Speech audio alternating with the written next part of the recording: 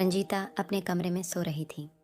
उसका अंग देखकर उसके बेटे ने कुछ ऐसा कर दिया जिससे वह देखकर दंग रह गई।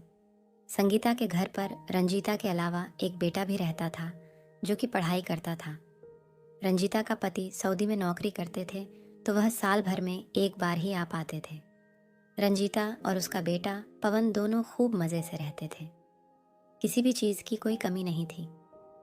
जब जिंदगी खुशहाल होती है तो चेहरा भी खिला खिला सा रहता है, और जिन लोगों को चिंता रहती है उनका चेहरा भी मायूस रहता है और भी जवानी में भी बूढ़े नजर आने लगते हैं। संजीता अपने घर में बहुत खुश थी।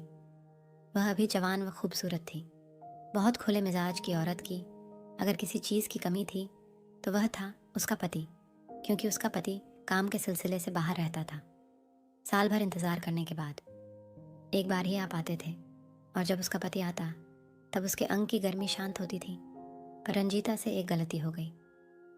एक दिन कहानियां पढ़कर अपने अंकों से लाकर वह सो गई। उस दिन उसने ज़्यादा कुछ नहीं पहना था। गर्मी की वजह से वह कम कपड़े पहनकर सो गई ताकि गर्मी से राहत मिल सके।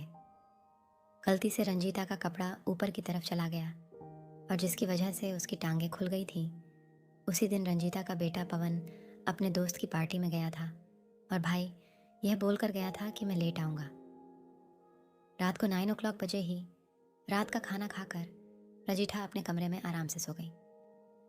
गर्मी की वजह से रंजीता दरवाज़ा नहीं बंद करती थी ताकि सामने से हल्की हल्की हवा आ सके, और उसने घर का मेन डोर को सजा कर रखा था।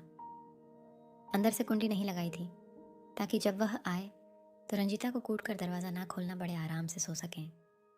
पवन करीब 11 o'clock बजे रात को आया। उसने शराब भी पी रखी थी। जब उसने अपनी माँ के कमरे में झांक कर देखा तो मैं सो चुकी थी, पर उसकी नाइटी जागों के ऊपर थी, इसलिए सब साफ साफ दिखाई दे रहा था। और रंजीता की एक आदत, वह हमेशा अपने कमरे की लाइट ऑन करके सोती थी। पवन अपनी माँ के कमरे में गया तो अपनी माँ को इस हालत में देखकर उसके अंदर की आग भड़क गई। उसने जैसे ही अपनी माँ को छुआ तो उसकी माँ की आंख खुल गई। सजीता ने जल्दी से अपने कपड़े सही किए और अपने बेटे से बोली, तुम यहाँ क्या कर रहे हो? बेटे ने कहा, कुछ नहीं माँ, बस मैं तुम्हारे कपड़े सही करने आया था।